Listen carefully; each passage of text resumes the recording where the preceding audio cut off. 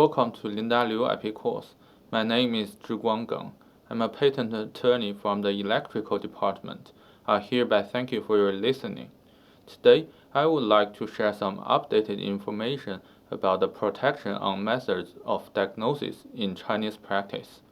According to Article 25, Section 3 of the Chinese Patent Law, methods of diagnosis are not patentable.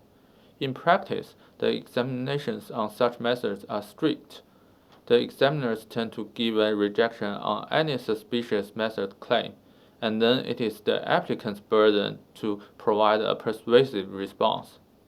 It would be particularly hard to make arguments when a medical-related method includes a step of, for example, determining the existence or a probability of the existence of a tumor or a polypus, or providing an evaluation on treatment effects. But in our daily life, computer-assisted technologies on such determinations or evaluations are well developed and widely used, and we do have many applications on such technologies. In the latest revision of the examination guidelines in 2024, the stipulations on methods of diagnosis have been modified, giving exclusions on these computer-assisted technologies. In Section 4, Chapter 1, Part 2, it is given that an information processing method of which all steps are implemented by a computing device or the like does not belong to the method of diagnosis. This is a reaction by the CNIPA on the technical progressions in the field, and a signal from the CNIPA encouraging the investigations and protections of AI and big data technologies.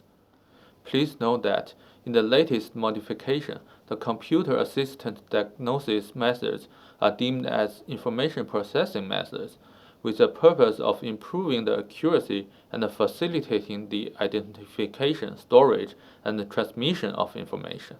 The CNIPA believes that even if the result of such a computer-assisted diagnosis method indicates the existence of a tumor or the effectiveness of a treatment, it would only be referenced by a doctor.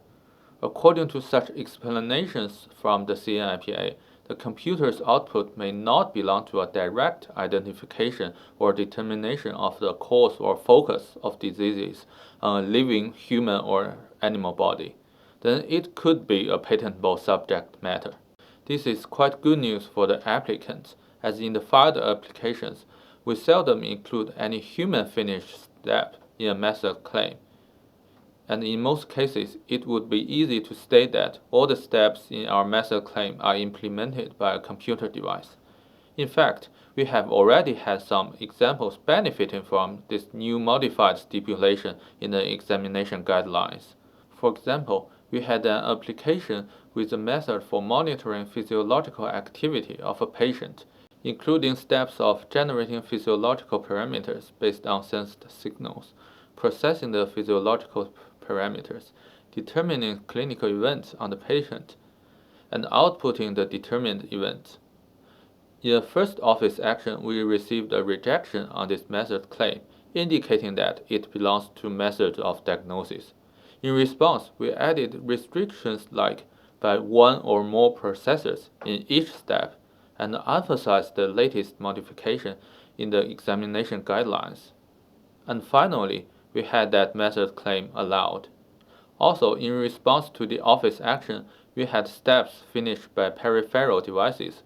For example, the sensing of physiological signals by sensors removed from the method claim, because we doubt whether the sensing of signals by sensors can be interpreted as a step for improving the accuracy or facilitating the identification, storage, and transmission of information. We suggest the applicants to keep closely with the requirements that all steps are implemented by a computing device, as stated in the examination guidelines. In sum, the latest modification on method of diagnosis in the examination guidelines is a big step forward, and it becomes much easier for the applicants to get a patent protection on their computer-assisted methods. Hope this update will be helpful for your Chinese applications. See you next time.